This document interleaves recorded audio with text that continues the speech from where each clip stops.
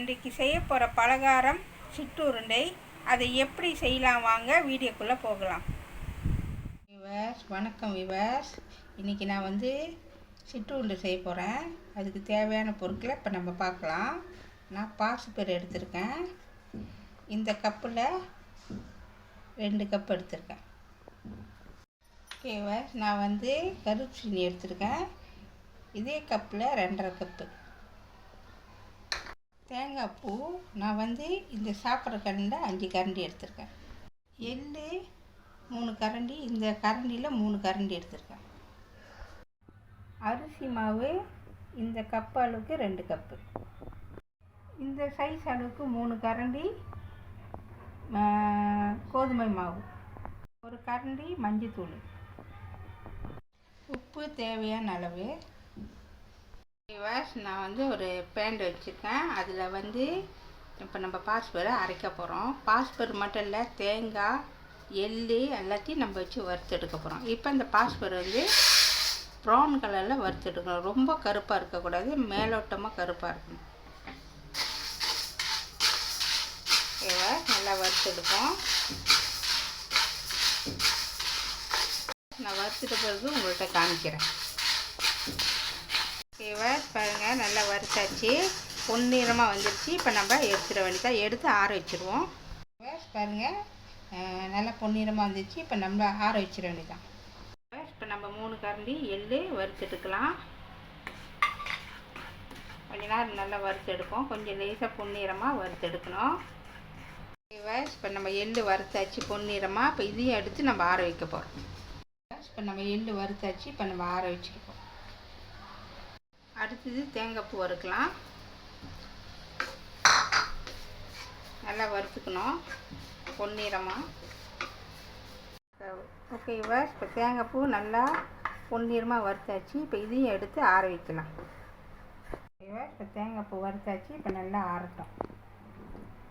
ஓகேவா, இப்போ நல்லா ஆறிடுச்சு. இப்போ நம்ம வாங்க அரைக்கலாம்.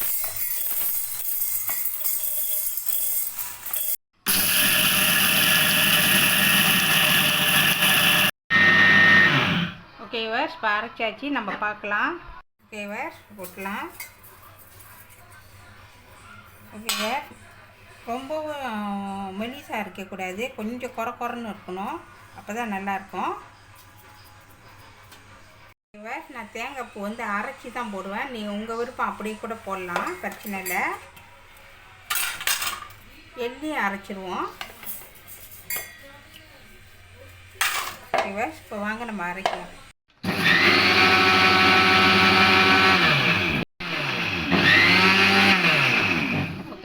அரைச்சாச்சு, வாங்க பார்க்கலாம். ஓகேவா, இந்த மாதிரி அரைச்சி வச்சுருக்கணும். இல்லையே சேர்த்துக்குவோம்.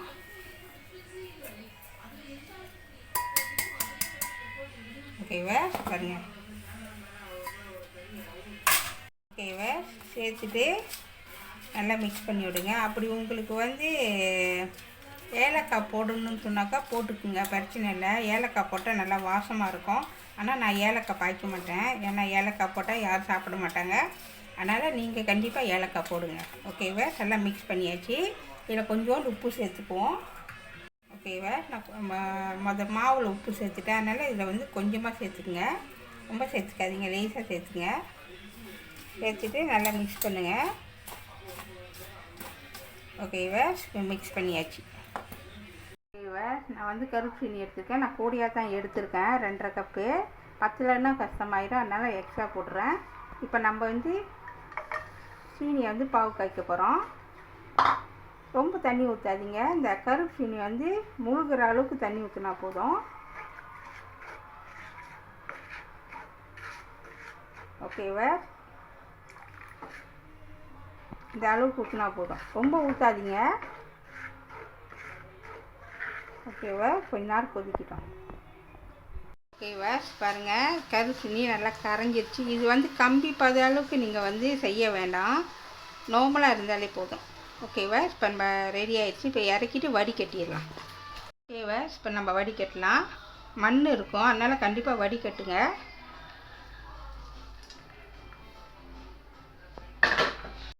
வடிகட்டியாச்சு. இங்கே பாருங்கள், மண்ணாக இருக்குது, கண்டிப்பாக வடிகட்டுங்க.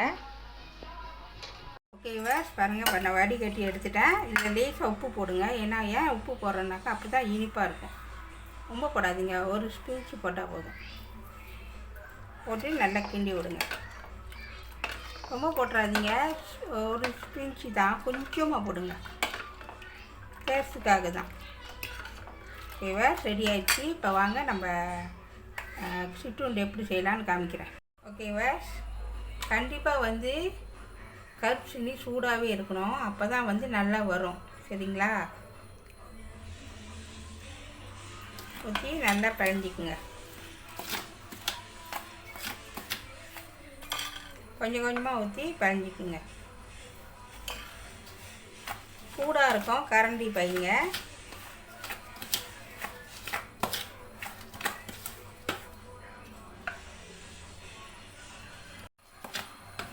ஓகேவா இப்போ நான் மிக்ஸ் பண்ணிக்கிட்டு இருக்கேன். நீங்கள் வந்து கருப்பு சீனி வந்து கம்பி பத அளவுக்கு எடுக்க வேணாம், நார்மலாகவே எடுத்தால் போதும். ஓகேவா கொஞ்சம் கொஞ்சமாக ஊற்றி பிழிஞ்சிக்குங்க. ஏன்னா சிற்றுண்டை பிடிக்கிறப்ப கண்டிப்பாக சூடாகவே இருக்கணும், ஜில்லுன்னு ஆகக்கூடாது, இல்லைன்னா வராது, உதிராக போயிடும்.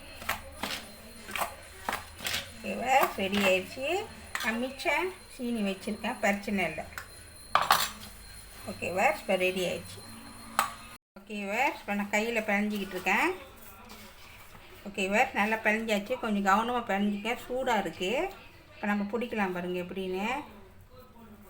பாருங்கள், நல்லா கொஞ்சம் இறுக்கமாக பிடிக்கணும். பாருங்கள், இந்த மாதிரி தான் இருக்கும்.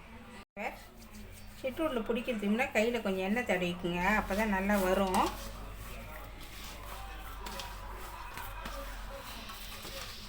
ஓகேவா இப்போ நம்ம செய்யலாம். கொஞ்சம் கொஞ்சமாக எடுத்துகிட்டு நல்லா இந்த மாதிரி பிடிச்சிக்குங்க. இறுக்கமாக பிடிங்க, அப்போ தான் வந்து பொரிக்கிறப்ப பிரிஞ்சு போகாது. ஓகேவா பாருங்கள்.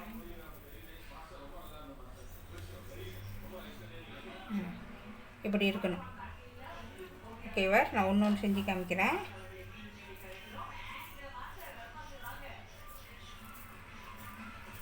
நல்லா இறுக்கமாக செய்யுங்க. செஞ்சுட்டு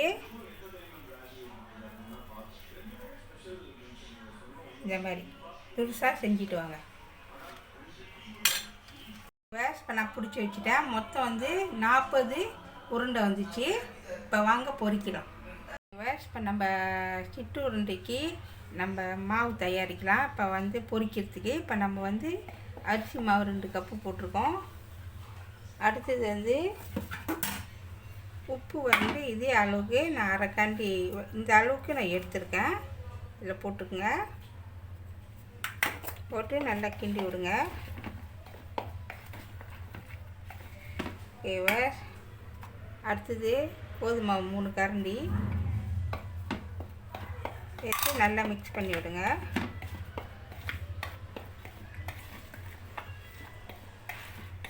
ஓகேவா நல்லா மிக்ஸ் பண்ணியாச்சு. நான் வந்து கலருக்கு மஞ்சத்தூள் பாய்க்கிறேன், அப்படி இல்லைன்னா நீங்கள் ஃபுட் கலர் கூட நீங்கள் பாய்க்கலாம். ஓகேவா நம்ம கலந்துக்குவோம். மிக்ஸ் பண்ணி விடுங்க நல்லா.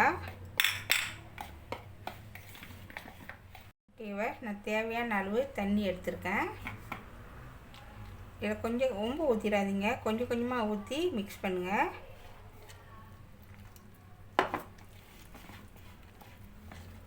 ஓகேவா அப்படி கரண்டி பாய்க்க கஷ்டமாக இருந்துச்சுன்னா கையில் பாய்ச்சிக்குங்க. நான் கை பாய்ச்சிக்கிறேன், அதான் எனக்கு வசதி. கொஞ்சம் கொஞ்சமாக ஊற்றி பழைங்க. ஓகேவா இந்த மாதிரி ரொம்ப தண்ணியாக இல்லாமல் ரொம்ப கட்டியாக இல்லாமல் நல்லா பிழிஞ்சிக்குங்க.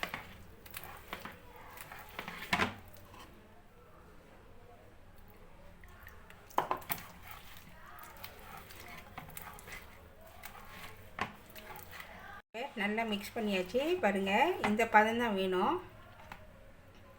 இந்த மாதிரி இருக்கணும். ஓகேவா ரெடி ஆயிடுச்சு. இப்போ நம்ம வந்து செய்ய ஆரம்பிக்கலாம். இப்போ வாங்க நம்ம செய்யலாம். நான் வந்து ஒன்று ஒன்றா தான் பொரிக்க போகிறேன். நீங்கள் வந்து 2 3 3 கூட பொரிக்கலாம். ஓகேவா, நான் ஒரு 6 போட்டிருக்கேன். இப்போ வாங்க பொரிக்கலாம். போடுங்க.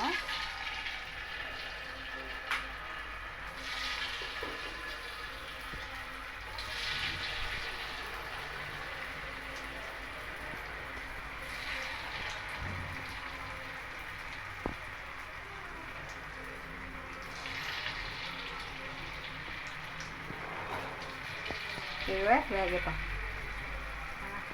ஓகேவா, இப்போ நம்ம பொரிச்சிக்கிட்டு பாருங்கள். எப்பயுமே சரி, இந்த மாதிரி சிற்றூர்னா பொரிக்கிறப்ப அணில் குறைச்சி வச்சுக்கோங்க, வேகம் வைக்காதீங்க, இல்லைன்னா பிஞ்சிடும் எல்லாமே. அப்படியே இன்னும் கொஞ்சம் நேரம் வேகட்டும். ரொம்ப நேரம் வேக வைக்கணும்னு அவசியம் இல்லை, ஏன்னா ஏற்கனவே வறுத்தாச்சு, எல்லாமே வறுத்து வச்சு தான் நம்ம செய்கிறோம். அதனால் இன்னும் கொஞ்சம் நேரம் வேகட்டும். ஓகேவா, இப்போ வெந்துருச்சு பாருங்கள், வெந்துருச்சு. இப்போ நம்ம எடுத்துருவோம். உங்கள் விருப்பம், 2 போடலாம், 3 போடலாம், ஒத்தையாக போடலாம். நான் உங்கள்கிட்ட ஒன்று போட்டு காமிக்கிறேன். நல்லா மாவில் முக்கி அப்புறம் போடுங்க. கொஞ்சம் எட்ட போடுங்க, ரொம்ப கிட்ட போடாதீங்க, போட்டிங்கன்னா ஒட்டிக்கும்.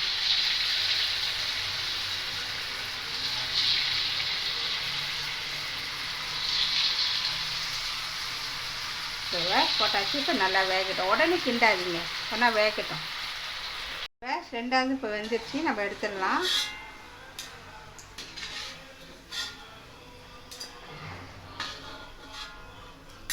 பாருங்க. பாருங்க, நான் செஞ்சு வச்சுருக்குது சுவையான சிற்றுருண்டை ரெடி ஆயிடுச்சு. இதை கண்டிப்பாக வீட்டில் செஞ்சு பாருங்கள். இந்த வீடியோ பிடிச்சிச்சுன்னா மறக்காமல் லைக் பண்ணுங்கள், ஷேர் பண்ணுங்கள், சப்ஸ்கிரைப் பண்ணுங்கள். பக்கத்தில் உள்ள பெல்லை கிளிக் பண்ணுங்கள். அடுத்த வீடியோ சந்திப்போம். நன்றி, வணக்கம்.